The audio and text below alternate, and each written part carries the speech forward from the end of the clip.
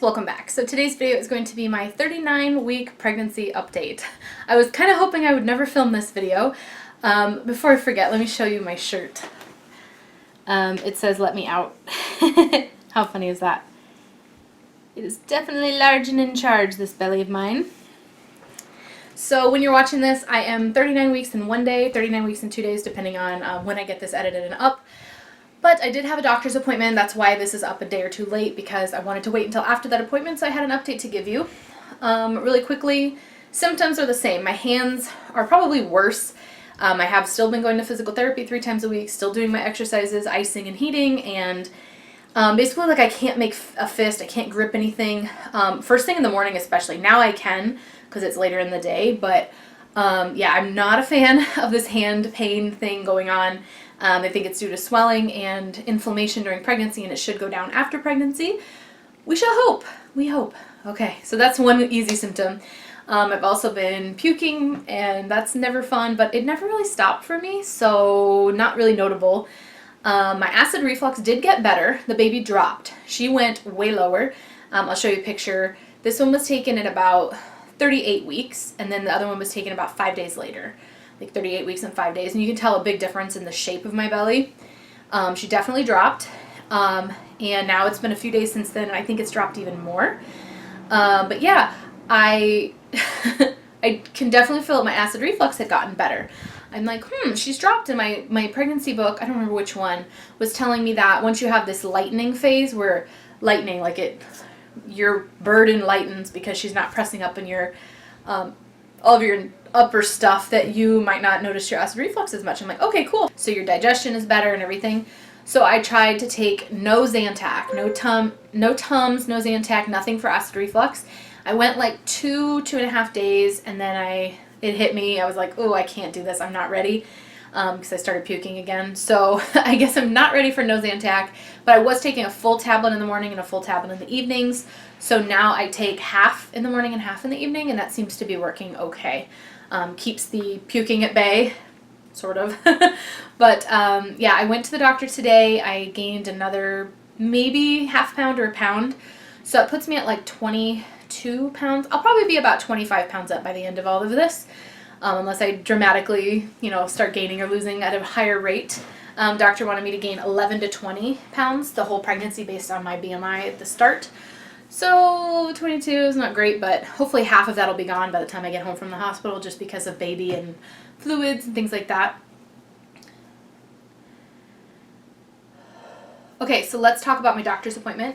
My blood pressure was perfect. There was no protein in my urine. The glucose was good in the urine. Everything was fine. My blood pressure was like 110/65. They were like, that's awesome. I told you about weight gain. Like, I'm doing pretty well.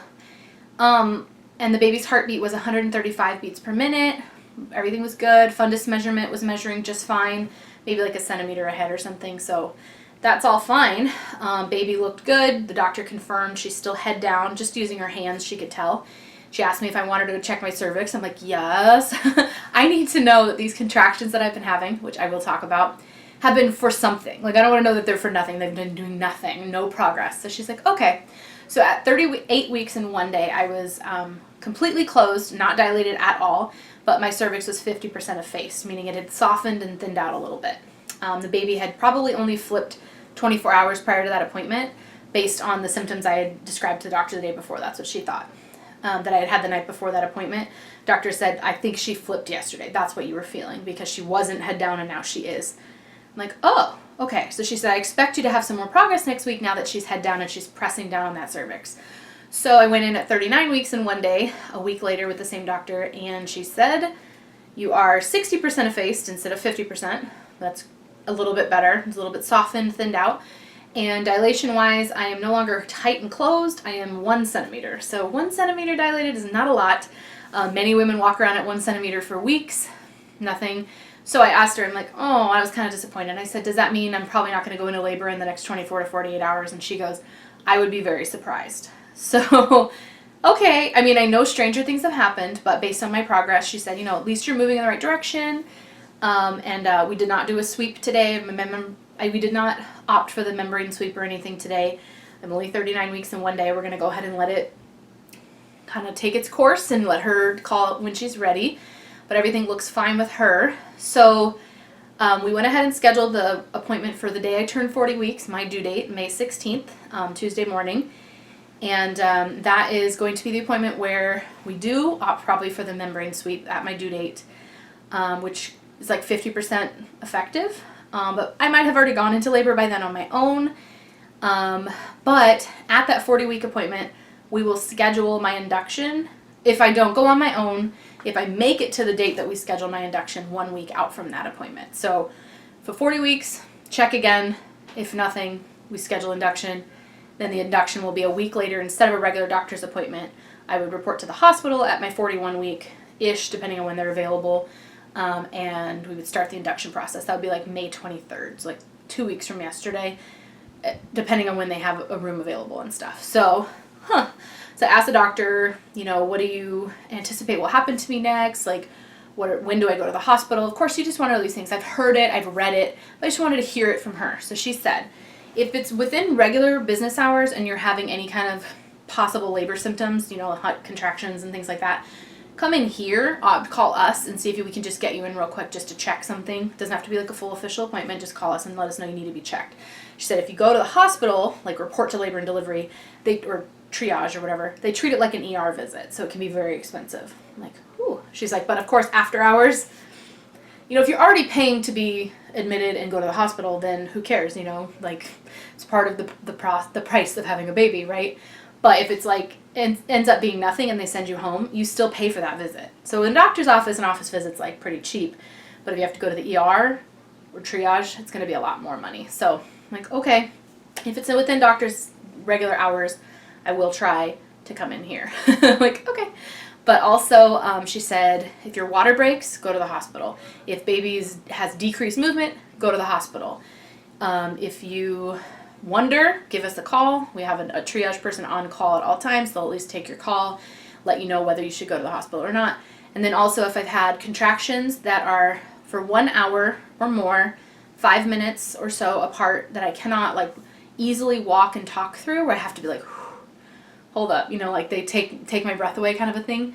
Not necessarily like super duper painful, but I need to have some kind of, they need to be somewhat uncomfortable and painful. And then if they've been doing that for a full hour, 5 minutes apart, then I can go to the hospital.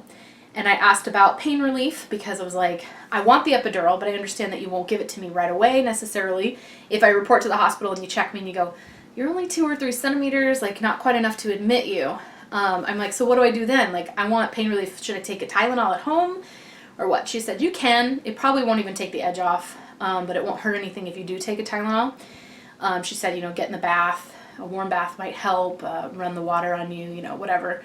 But, you know, she just said to wait it out at home and as much as I can, or call them if I have questions, especially if it's during regular business hours at the office.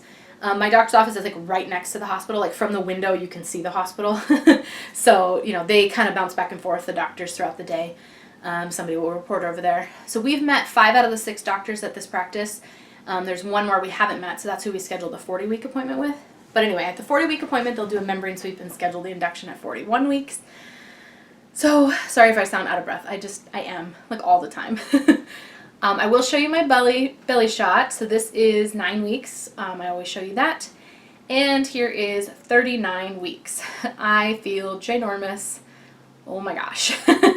I've been hearing from multiple people that it's like all baby and that, you know, I don't look fat per se. I just have a belly. So, I mean, that makes me happy, but I feel kind of big. My feet are way more swollen. I don't even bother wearing my rings. Like, not even for special occasions anymore. I'm like, it's uncomfortable. My shoes that I bought for this stage of pregnancy, I bought them a couple sizes bigger and in the extra wide width. Those are getting uncomfortable now. Even like the cleaning lady who cleans our house, she pointed at my feet and she goes, oh, like when I was wearing those shoes, like she could tell they were like cutting into me. I was like, I bought these specifically for pregnancy because they're big. Not big enough. I'm still able to pretty much wear everything in my maternity wardrobe. I'm not like outgrowing anything. Some stuff's getting a little short in the belly, but other than that, I'm just waiting. This last week I had some pretty decent contractions. some pretty decent contractions on like Saturday night, like midweek, 38.5 weeks, but then I went to bed and nothing happened. I woke up next day, no contractions. So it seems like things are kind of slow. I asked the doctor, you know, do you think I'll make it to my due date? She said, probably. I mean, it can happen, but probably I'll make it to your due date. So that is it for my week 39 pregnancy update. I have filmed my belly progression and like basically all my photos of my belly, 9 weeks, 10 weeks, 11 weeks, 12 weeks throughout the whole process, and put them all together, just waiting to add a last couple photos. So that should be up pretty soon after birth. And I also have filmed the I'm in labor video that will go up. But if you want to know sooner than my I'm in labor video that I've had the baby, go follow me on social media. Those are always linked down below so you guys can see the first picture with her, our daughter. And I'll talk to you guys later. Bye.